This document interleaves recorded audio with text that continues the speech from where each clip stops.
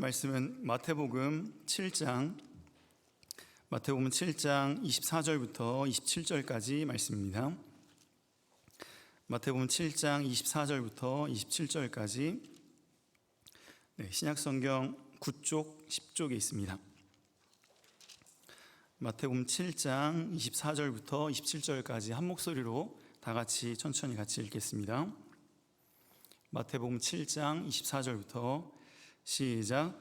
그러므로 누구든지 나 이 말을 듣고 행하는 자는 그 집을 반석 위에 지은 지혜로운 사람 같으리니 비가 내리고 창수가 나고 바람이 불어 그 집에 부딪히되 무너지지 아니하나니 이는 주초를 반석 위에 놓은 까닭이요 나의 이 말을 듣고 행하지 아니하는 자는 그 집을 모래 위에 지은 어리석은 사람 같으리니 비가 내리고 창수가 나고 바람이 불어 그 집에 부딪힘에 무너져 그 무너짐이 심하니라.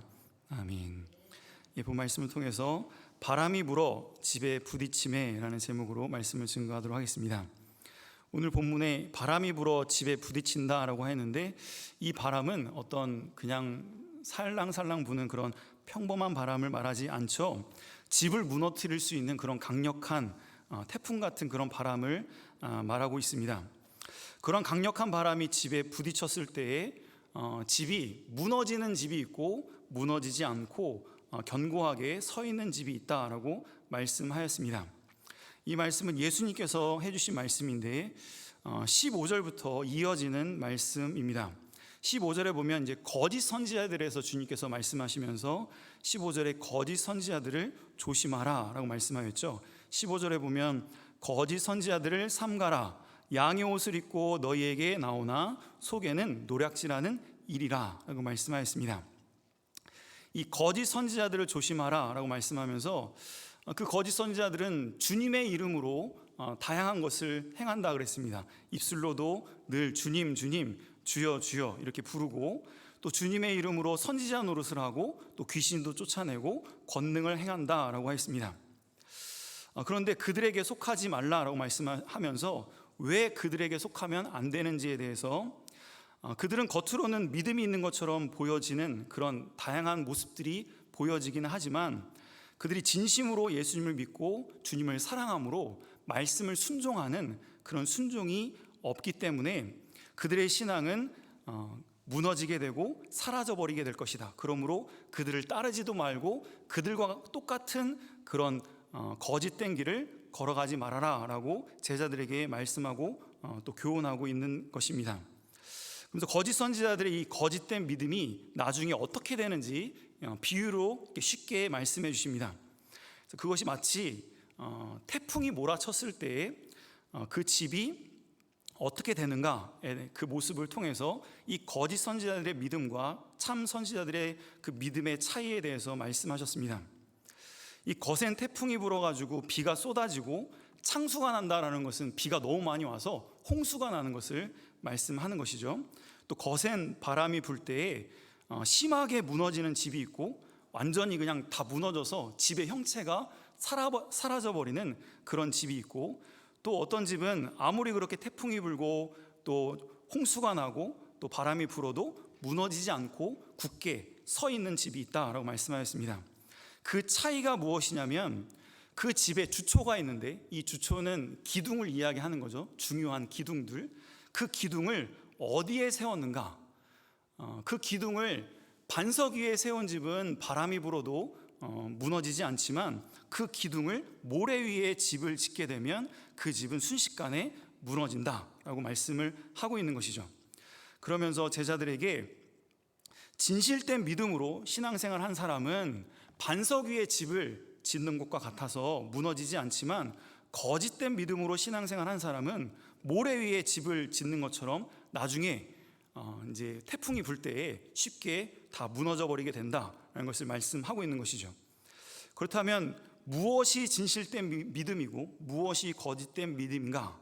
예수님께서는 단도직입적으로 주님의 말씀을 듣고 그 말씀을 순종하는 사람, 그 말씀을 좋아하고 귀히 여기고 감사하면서 그 말씀을 기쁨으로 순종하는 사람은 진실된 믿음을 가지고 있는 사람이고, 그런 사람이 바로 반석 위에 신앙생활을 하는 성도이고, 그런데 반대로 주님의 말씀을 듣기는 들고 알고는 있지만 순종하지 않는 사람은 거짓된 이런 신앙으로, 믿음으로 모래 위에 집을 짓는 사람과 같다라고 말씀하고 있습니다. 이 말씀을 쭉 해주시면서 제자들에게 예수님께서 교훈해 주시는 것은 너희들은 거짓 선지자가 되지 말아라. 그리고 이 거짓된 믿음으로 신앙생활해서 나중에 태풍이 불고 환난과 유혹이 너희들한테 찾아올 텐데, 만약에 지금부터 거짓된 신앙으로 신앙생활하게 되면 나중에 환난과 핍박이 왔을 때 너희들은 다 넘어지게 될 거다. 하지만 지금부터 신실된 믿음으로 주님의 말씀을 듣고 그 말씀을 순종하기에 힘을 쓰는 그런 진실된 믿음으로 차곡차곡 신앙생활을 해나가야 나중에 환난이 오고 유혹의 바람이 불 때에도 넘어지지 않을 수 있다는 것을 예수님께서 제자들에게 말씀하신 것입니다. 이 말씀은 우리들에게도 마찬가지입니다. 우리가 신앙생활함에 있어서 거짓된 믿음으로 신앙생활하게 되면 우리가 나중에 환난과 유혹의 바람이 불 때에 그것이 다 무너지게 된다. 나의 신앙도 무너지고 우리 가정도, 우리 자녀들의 신앙도 지금부터 신앙생활함에 있어서 이 거짓된 신앙생활을 하는 것을 그냥 방치하게 되면 나중에 환난의 바람이 불고 유혹의 바람이 불 때에 다 무너질 수밖에 없다는 것을 우리는 꼭 기억해야 하겠습니다. 그러므로 지금부터 우리들은 이 집을 지어 나간다는 것은 신앙생활을 해 나가는 것인데, 이 신앙생활 할 때에 진실된 믿음으로 반석 위에 집을 짓는 신앙생활을 해 나가기를 결심하고 또 이것을 실천해 나아갈 수 있는 저러분들이 다 되어야 하겠습니다. 그래서 주님의 말씀을 즐거워하고 주님이 나에게 어떤 말씀을 하실 때에 그것을 착하고 좋은 마음밭으로 말씀을 받아서 기쁨으로 순종하는 참 성도의 모습으로 신앙의 집을 잘 지어 나가므로, 그러면은 아무리 나중에 이제 환란이 바람이 불고 시험의 바람이 우리에게 불어닥친다 할지라도 무너지지 않고 견고하게 끝까지 믿음을 지켜 나아갈 수 있는 저람들이 다 되게 될 줄 믿습니다. 그래서 이제 두 번째 대지로는 앞으로 우리 집에 불어닥칠 이 큰 바람들이 뭐가 있을까? 내 신앙을 무너뜨리고 또 우리 가정을 무너뜨리고 교회를 무너뜨릴 만한 이런 큰 태풍과도 같은 이런 바람들이 뭐가 있을까? 이 흰남노가 지나가니까 이제 또 태풍들이 온다고 이름들을 다 붙이잖아요.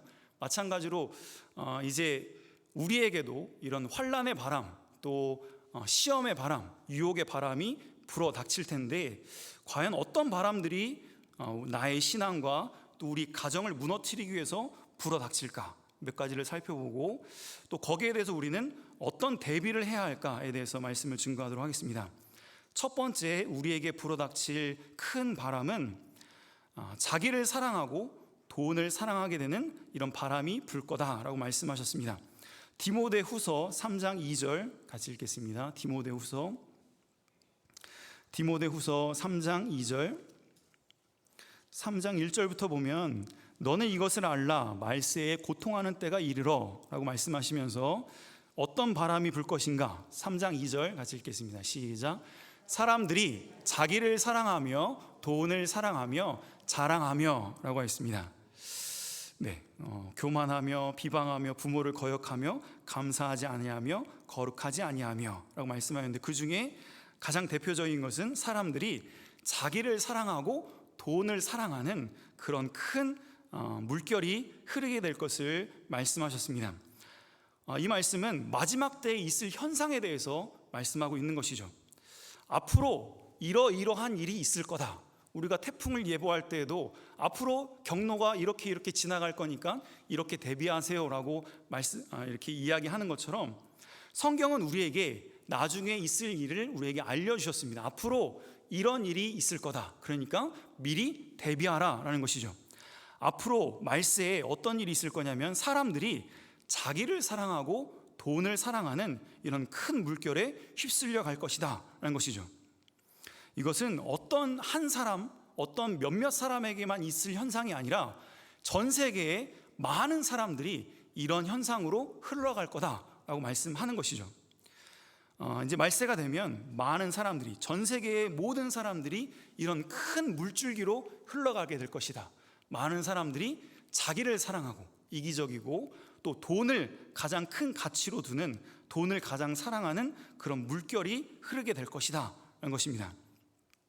그래서 대부분의 사람들은 이런 흐름과 이런 물결에 휩쓸려 가기 때문에 가만히 있으면 우리도 그렇게 될 수밖에 없는 것이죠. 왜냐하면 그런 흐름이 쭉 계속 가고 있으니까. 그런 힘이 전 세계적으로 흐르고 있는 겁니다. 자기를 사랑하는 힘, 또 돈을 사랑하고자 하는 그런 문화, 그런 것이 쭉 흐르고 있는 거예요. 그래서 거기서 만약에 가만히 있으면 우리들도 이기적이고 돈을 사랑하는 그런 본성, 습성이 우리들도 모르게, 알게 모르게 생겨나게 되는 것이죠. 그러므로 이러한 전 세계적인 흐름에 휩쓸려 떠내려가지 않고 이 가운데서도 자기를 더 사랑하지 않고 돈을 사랑하지 않으려면 어떤 대비를 해야 할까요? 이런 전 세계의 흐름이 아주 세게 흘러가고 있습니다. 가만히 있으면 둥둥둥둥 이제 떠내려가서 우리도 나를 최고로 사랑하고 돈을 최고로 사랑하는 그런 사람이 될 수밖에 없는 그런 시대의 흐름 가운데 있는 것이죠. 그럼 어떻게 해야 우리가 그 시대의 흐름에 휩쓸려가지 않고 끝까지 이렇게 믿음을 지켜나갈 수 있을까요? 시편 18편 1절 같이 읽겠습니다. 우리가 잘 아는 요절 말씀이죠. 시편 18편 1절에는 나의 힘이신 여호와여 내가 주를 사랑하나이다. 같이 읽겠습니다. 시작. 나의 힘이신 여호와여 내가 주를 사랑하나이다. 내가 나를 사랑하지 않고 돈을 사랑하지 않으려면 누구를 가장 사랑해야 될까요? 하나님을 가장 사랑해야 됩니다. 그리고 하나님을 사랑하면 본능적으로 나타나는 것이 주님의 몸된 교회를 사랑하게 되어 있죠. 시편 84편 1절 2절도 같이 읽겠습니다. 시편 84편 1절 2절. 우리가 하나님을 사랑하고 주의 장막을 사랑하게 되면 우리가 이 세상 물결에 휩쓸려가지 않을 수 있습니다. 84편 1절 2절 시작. 만군의 여호와여 주의 장막이 어찌 그리 사랑스러운지요. 내 영혼이 여호와의 궁정을 사모하여 쇠약하며 내 마음과 육체가 살아계신 하나님께 부르짖나이다. 아멘. 다윗의 시인데 다윗은 하나님을 진심으로 사랑하고 또 주의 장막, 주님의 몸된 교회를 진심으로 사랑하는 마음이 있었기 때문에 자기 자신보다 하나님을 더, 또 돈보다 하나님의 교회를, 또 주님의 몸된 이 장막을 더 귀히 여기고 이 성전을 짓기 위해서 자신이 가지고 있는 모든 것을 다 아낌없이 드리는 것을 기뻐하였던 사람이 다윗이었습니다. 그럼 마지막 이 시대에 우리가 이기적인 삶이 아니라, 돈에 끌려다니는 삶이 아니라 우리의 신앙을 지키고 끝까지 꿋꿋하게 우리의 가정이 무너지지 않기 위해서는 하나님을 사랑하고 주님의 몸된 교회를 사랑하고 특별히 주의 이 백성들, 성도들끼리 서로 사랑하는 이런 사랑으로 충만할 때에 우리가 이기적인 신앙이 아니라, 또 돈에 끌려다니는 삶이 아니라 우리의 신앙을 끝까지 지켜나가게 될 줄 믿습니다. 두 번째로 우리에게 불어닥칠 큰 바람은 바로 그 밑에 부분에 보면 디모데후서 3장 4절 또 6절에 보면 많은 사람들이 쾌락을 사랑하고 죄의 유혹의 바람에 휩쓸리게 될 거다라고 말씀하셨습니다. 디모데후서 3장 4절 먼저 읽겠습니다. 3장 4절 시작. 배신하며 조급하며 자만하며 쾌락 사랑하기를 하나님 사랑하는 것보다 더하며 6절 시작. 그들 중에 남의 집에 가만히 들어가 어리석은 여자를 유인하는 자들이 있으니 그 여자는 죄를 중히 지고 여러 가지 욕심에 끌린 바 되어라고 했습니다. 이제 시대마다 마귀는 하나님 백성들을 어떻게 해서든지 하나님과 멀어지게 만들기 위해서 여러 가지 계략을 많이 이렇게 짭니다. 그리고 그 계략을 실행을 하죠. 그래서 나라마다 시대마다 보면 복음이 처음 들어갔을 때는 많이 핍박을 하고 또 많은 환난을 겪게 하여서 하나님 믿는 것을 포기하게 만들려고 이렇게 애를 씁니다. 그런데 복음이 들어가서 이제 교회들이 세워지고 또 점점점 커지고 성도들이 신앙이 좀 무르익으면 그 다음부터는 이런 핍박하기보다는 이제는 죄의 유혹의 방법으로 그 방법을 바꾸는 경우들이 참 많이 있습니다. 이제 어느 정도 복음이 들어가서 성장하게 되고 또 좀 이렇게 튼튼하게 되면 마귀가 마치 한 발 뒤로 물러서는 것처럼 그 다음부터는 별로 핍박도 하지 않고 고난을 겪게 하지 않습니다. 그래서 환난과 핍박이 없어지는 것처럼 이제 다 이겼다, 이제 끝났다라고 여겨지게 이렇게 안심되게 만든 다음에 그때부터 오히려 마귀의 역사는 더 강해진다고 할 수 있습니다. 성도들을 타락하게 만들고 또 성도들 간의 다툼과 분쟁을 일으키고 또 죄와 쾌락의 유혹으로 성도들로 하여금 죄를 짓게 만들고 타락하게 만드는 것이죠. 지금의 한국교회도 어떻게 보면 1세대, 2세대를 지내면서 이제는 교회가 많이 성장을 하고 많이 커졌습니다. 그러면서 이제 과거처럼 그렇게 심한 그런 핍박이나 고난이 그렇게 성도들에게 많이 있지는 않습니다. 하지만 옛날에는 없었던 그런 세상의 유혹이나 또 유혹거리들, 우리를 유혹하는 그 유혹거리들이 참 많은 시대를 우리가 살아가고 있습니다. 그래서 우리가 느끼지 못하는 것뿐이지 영적으로는 엄청나게 큰 이런 죄의 유혹의 바람이 우리에게 막 불어닥치고 있는 것이고 우리 자녀들에게 불어닥치고 있는 것이죠. 우리가 피부로 이렇게 잘 느끼지 못해서 그렇지 영적으로는 어마어마한 죄의 그런 죄악의 물결, 그 죄의 유혹들이 우리 청소년들에게 불어닥치고 있는 것이죠. 그래서 종종 청소년들이 어렸을 때는 교회를 잘 나오다가 중고등학생이 돼서 놀기 좋아하는 친구를 딱 만나거나 또 대학에 들어가서 이런 세상의 문화나 유흥거리를 이렇게 좀 맛을 보고 나서는 갑자기 쭉정이처럼 이렇게 쑥 날아가서 어디로 사라졌는지 모를 정도로 그렇게 사라져버리는 경우들을 좀 종종 보게 됩니다. 그렇다면 이러한 거센 죄의 유혹의 바람에도 우리가 흔들리지 않고 굳게 서기 위해서는 우리가 어떤 대비를 해야 이 죄와의 싸움을 우리가 이겨낼 수 있을까? 그것은 이 죄와의 싸움을 훈련하는 예행 연습이 우리에게 필요합니다. 마치 군인들도 전쟁을 대비해서 늘 훈련을 해야 그 막상 전쟁에 놓였을 때에 이길 수 있는 것처럼 우리들도 이 죄의 유혹의 바람이 불어닥치고 있다. 또 앞으로 어마어마한 죄의 바람이 우리에게 불어닥치고 우리 가정에도 불어닥칠 것이다. 그러면 어떻게 그 죄의 유혹을 이길 수 있을까? 그것은 미리 죄와의 싸움을 훈련하는 일을 우리가 해야 하겠습니다. 히브리서 12장 4절에도 너희가 죄와 싸우되 피 흘리기까지는 대항하지 아니하고 라고 말씀하셨는데, 우리가 죄와 싸우는데 이 죄와의 싸움이라는 게 약간 뜬구름 잡는 것 같이 느껴져서 이걸 잘 하지 않고 이걸 등한시하는 경우들이 참 많이 있습니다. 그러므로 우리들은 말씀을 통해서 우선 죄가 뭔지에 대해서 우리가 배우고 또 삶 속에서 하나님께서는 죄를 미워하시고 죄에 대해서는 반드시 심판하신다라는 것을 삶 속에서 경험하는 것이 제일 중요합니다. 우리 자녀들도 예를 들어서 어떤 여러 가지를 경험할 때 그것을 잘 집어주고 네가 이러한 죄를 지으면 하나님께서 반드시 거기에 대해서 징계하시고 심판하신다. 그래서 하나님을 두렵고 떨림으로 경외하는 그런 신앙이 우리에게 있어야만 죄와의 싸움을 시작할 수가 있습니다. 그래서 죄가 얼마나 무섭고 죄의 결과가 얼마나 끔찍한지에 대해서 우리들도 알고 우리 자녀들에게도 알려주고 또 그것을 아는 것에도 그치는 것이 아니라 자녀들이 이렇게 지내다 보면 자기들도 느낄 때가 있습니다. 어떤 일을 겪으면서 힘든 일을 겪으면서 하나님께 내가 이런 일을 해서 하나님께 징계받은 것 같다라는 것을 느낄 때가 있습니다. 그럴 때에는 잘 상담도 해주고 또 그들에게 잘 말씀을 가르쳐 주어서 하나님은 어떤 분이신지 또 하나님을 두렵고 떨림으로 경외하는 그런 신앙을 어렸을 때부터 심어주는 것이 참 중요하죠. 그래서 그런 가운데서 그 죄와의 싸움, 내 속에 이미 자리 잡고 있는 그런 욕심과 죄와 싸울 수 있는 그런 훈련들을 시켜주는 것이 필요합니다.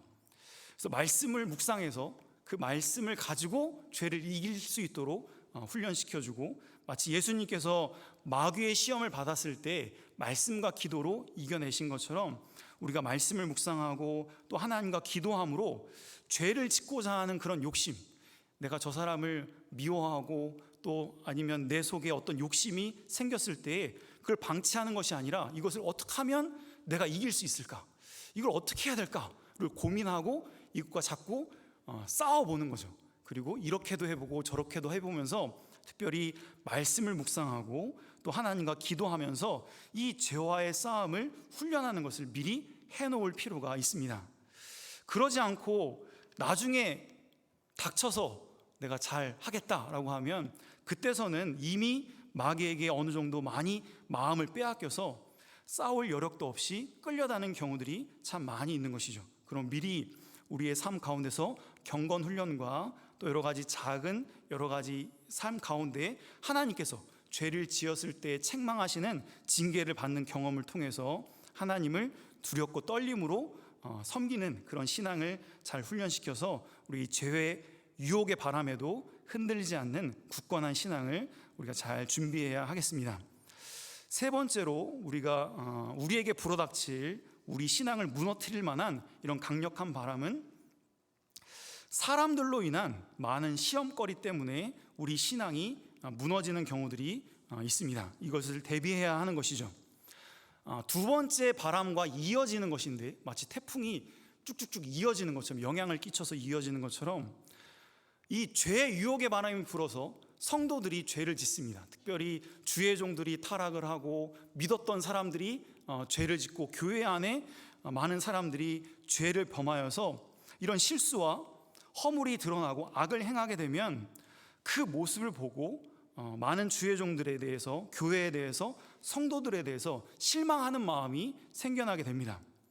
그 실망하는 마음이 마음속에 딱 들어오게 되면 그 마음에 그 실망시키는 그 마음이 나의 신앙을 완전히 이제 흔들어 버리게 되는 거죠. 마치 지진이 일어나는 것처럼.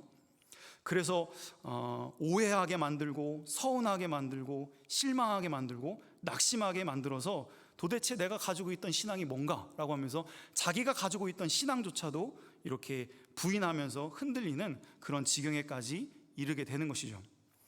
이렇게 거센 태풍이 마음의 성전에 몰아붙이게 되면 그러면 그런 현상이 나타나는 것 같아요. 자기가 교회를 떠나는 것, 또 하나님의 떠나는 거에 대해서 그것을 합리화시켜 가지고 내가 저 사람 때문에 내가 저 사람이 저렇게 되는 거 보니까 하나님이 없는 것 같아. 또 저 사람이 저렇게 되는 거 보니까 어떻게 그럴 수가 있어 라고 하면서 자기가 교회를 떠나고 또 하나님을 떠나는 거에 대한 핑계거리를 거기에서 찾아서 마치 이 마귀가 이제 부추기는 거죠. 네가 저런 걸 경험했지 않냐?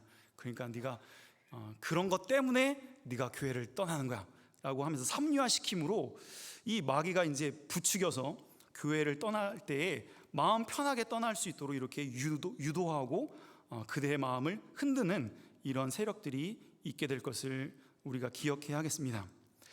이렇게 실족할 수 있는 여러 가지 시험들이 우리에게 몰아닥치게 될 텐데 그런 여러 가지 시험 속에서도 꿋꿋하게 우리가 믿음을 지키고 또 우리의 가정의 신앙과 또 교회를 지켜나가기 위해서는 우리가 미리 뭘 준비해야 이런 시험거리들 우리가 실망할 만하고 오해할 만하고 우리가 낙심할 만한 그런 일들이 우리에게 불어닥쳤을 때에도 우리가 거기에 흔들리지 않고 끝까지 믿음을 지킬 수 있을까요?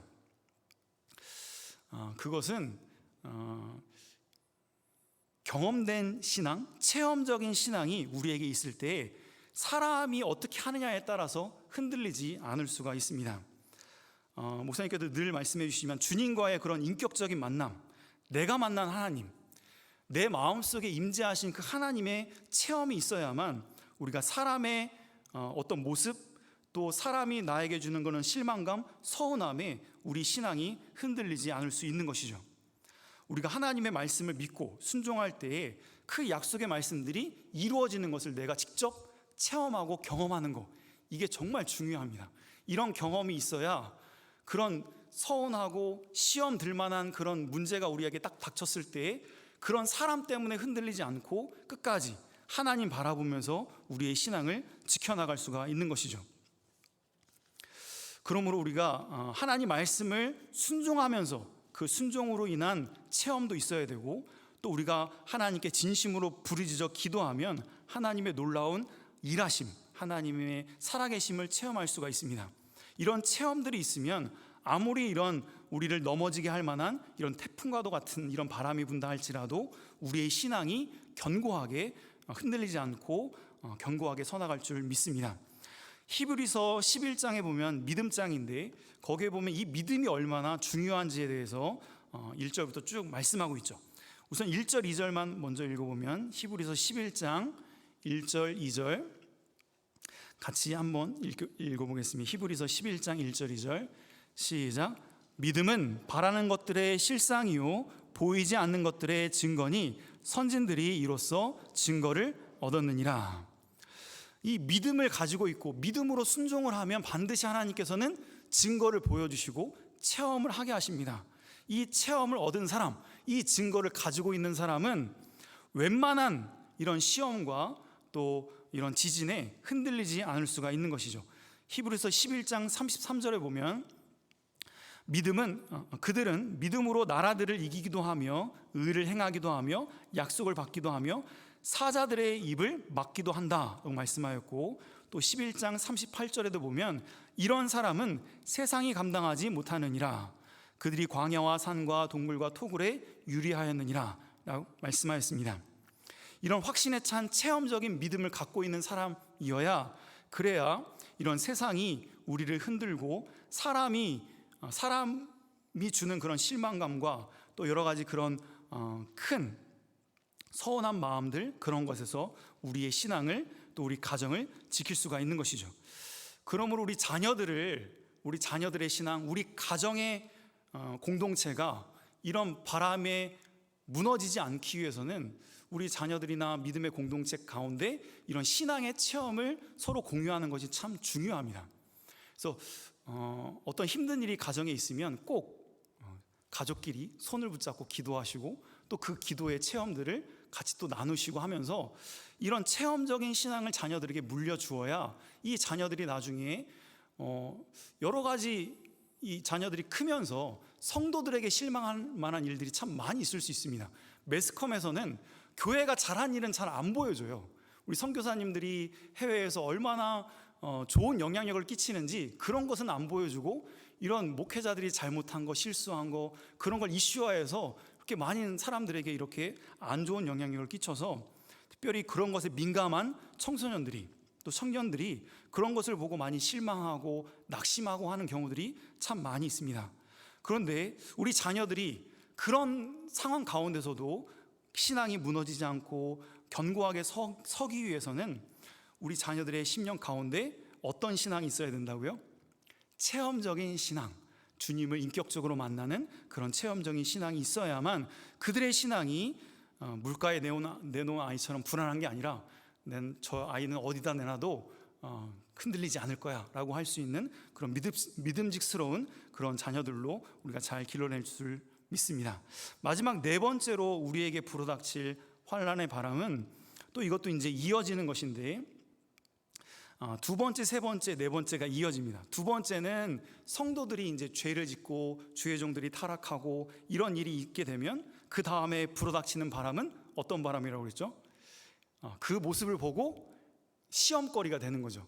그래서 낙심하고 막 실망하고 하는 그런 마음으로 우리가 흔들릴 수 있고, 또 그 다음에 부는 바람은 세상의 비난과 모욕과 조롱거리가 되는 이런 환난이 우리에게 불어닥치게 됩니다.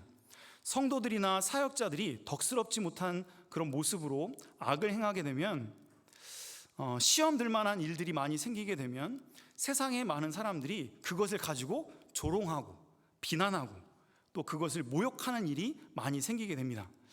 우리가 친척들이나 주변에 있는 사람들하고 이렇게 대화를 하다가 교회에 대해서 아니면 뭐 주의 종들에 대해서 막 비난하고 조롱하고 막 무시하는 그런 말을 들으면 정말 마음이 많이 힘들고 괴롭고 한 경우들이 참 많이 있습니다.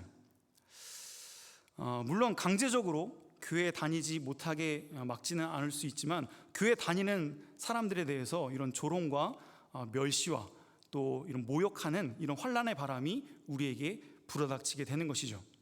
그렇다면 우리가 이런 세상 사람들의 비난과 조롱과 모욕 속에서도 우리 신앙이 흔들리지 않고 견고하게 서 나아가기 위해서는 우리는 뭘 준비해야 될까요? 제자들이 부활하신 주님을 만나고 나서도 그들은 두려워서 다락방에 숨어 있었습니다. 주님을 만났어요. 부활하신 주님을 만났어요. 그 체험도 했어요. 그런데도 불구하고 마음에 두려움은 사라지지 않았습니다. 그리고 꽁꽁 숨었습니다. 그런데 그런 그들이 오순절 성령 강림을 체험하고 나서 이제는 담대하게 나아가서 예루살렘 성전 가가지고 부활하신 예수님을 증거하고 교회를 세우고 선교의 사명을 감당했습니다.